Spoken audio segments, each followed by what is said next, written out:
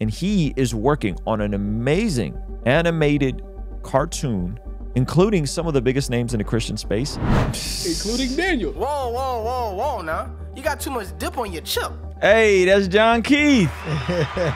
That's John Keith. That's John. John Keith was here yesterday. Let's go. Ruslan. A friend of the channel, a friend of mine personally, is a brother I know named Chaz Smith, and he is working on an amazing animated cartoon, including some of the biggest names in the Christian space, our own John Keith. I might even be doing something with it. And I wanted to show you guys this. This is an exclusive sneak peek video snippet of his new series, called What Had Happened Was. Okay, so I wanted to show you guys this. This looks amazing, and it is the final day of the Kickstarter to get this thing fully funded. I'm going to be contributing to it as well, okay? So the pilot episode was produced on a small budget by Chaz and a handful of others to serve as proof of concept in order to secure funding for a fully animated show. And the goal that they're trying to raise is, oh, did they meet the goal? They met the goal. Yes, let's keep giving. Yes, let's keep giving. So they met the goal. I'm going to make a contribution tonight. The goal was to raise 150K. And they raised 157,000K. So that's actually a huge amount on Kickstarter. And the way Kickstarter works is either you raise all of it or you get none of it. So let's take a look. So this is on a smaller budget, but this is a preview of what we can expect. In collaboration with the animation studio and many other talented individuals, we believe we'll be able to make something truly remarkable. I hope I get to be on this, man. Oh yeah. It's be my acting debut. Hey. In pretty much every era, there's always been one civilization that was way stronger than every other one since way back in the day. Further back. Too far. Stop right there. Cool. Say hello to the Babylonian Empire and its greatest ruler, King Nebuchadnezzar. I'm just calling him Nebi. This dude was a real one. During his reign, he rebuilt the entire city of Babylon with some remarkable architecture, including things like the processional way, the Ishtar Gate, its surrounding walls, some massive temples, including one which might have been home to one of the 7 wonders of the world, the Hanging Gardens. He also defeated and conquered most of the modern-day Middle East, including Israel. Why was that important, though? Well, Neb had some beef with the pharaoh of Egypt, and apparently Jerusalem was in the perfect spot to block one of Egypt's potential trade routes. So over the course of 3 separate conquests, he completely overpowered them with his military, destroyed the Holy Temple, and took thousands of Israelites captive, including one of the kings whose name was Jehoichi? Joachim Noah. Joaquin Phoenix?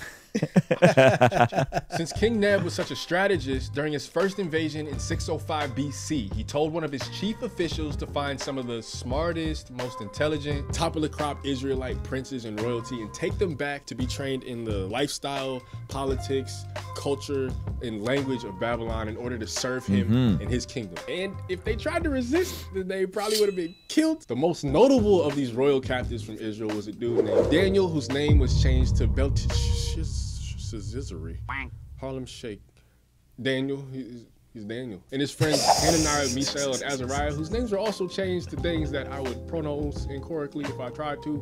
So we're just gonna call them the boys. They the boys. They're the boys. But something that was really special about Daniel in particular was he had the ability to interpret dreams, which came in handy one time when Neb started having this recurring nightmare, which was so horrifying to him, he started losing sleep over it. Think about that real quick. How scary does a nightmare have to be for the most powerful grown man on the planet to be frightened into insomnia? Like, dude was sleeping with the nightlight on. Lamp, all right, or torch, whatever they had back then. What did he see in this dream that had him acting like this? Hey, you want to see something kind of crazy? Over 75% of the people that watch this channel are not subscribed. Please consider subscribing and turning your bell notification on so that you don't miss anything we have going here. Standing in a vast plain, he saw an enormous, radiant statue of a king. Wow. Its head was pure gold. Its upper body was entirely silver. Its midsection burnished bronze, and its legs were solid iron all the way down to its feet, alloyed with clay. Then he looked off into the distance, and a boulder was supernaturally cut out from a mountain. You seeing this, Ray? Then it blasted off straight towards the statue, crushing the feet as everything else came falling down right after, crumbling into nothing but worthless dust. But then the boulder came alive. It began to grow and grow and grow so much until it was a massive mountain covering the land as far as he could see.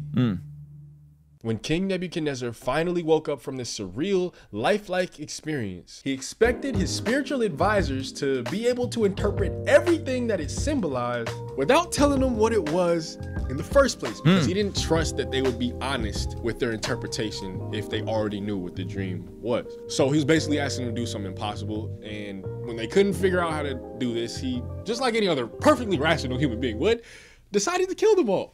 Including Daniel. Whoa, whoa, whoa, whoa, now. You got too much dip on your chip. Hey, that's John Keith. That's John Keith. That's John. John Keith was here yesterday. Let's go. Let's go, man. That's awesome, man. That's amazing. So they raised over 150K for that. Congratulations, yeah, Chaz, man. I'm so proud of that, dude. And so there's still time to donate. If you're here live, consider donating to it.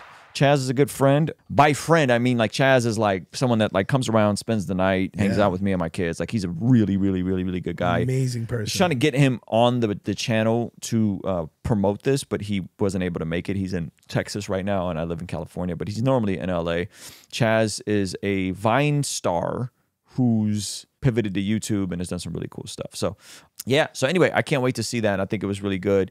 And I'm super proud of that dude. And he's working in a lot of voices into it, like John Keith. Do you remember some of the other people that are voices on this that are cast for this? No Big Deal. No Big Deal. Who else? There's somebody like surprising. I wanted to highlight that because I think narrative and using media, animation, storytelling, movies, series, music, podcasting is a great tool to capture people's imaginations. And when you have somebody's imagination, you could infuse the information and inspiration and a worldview that could transform them.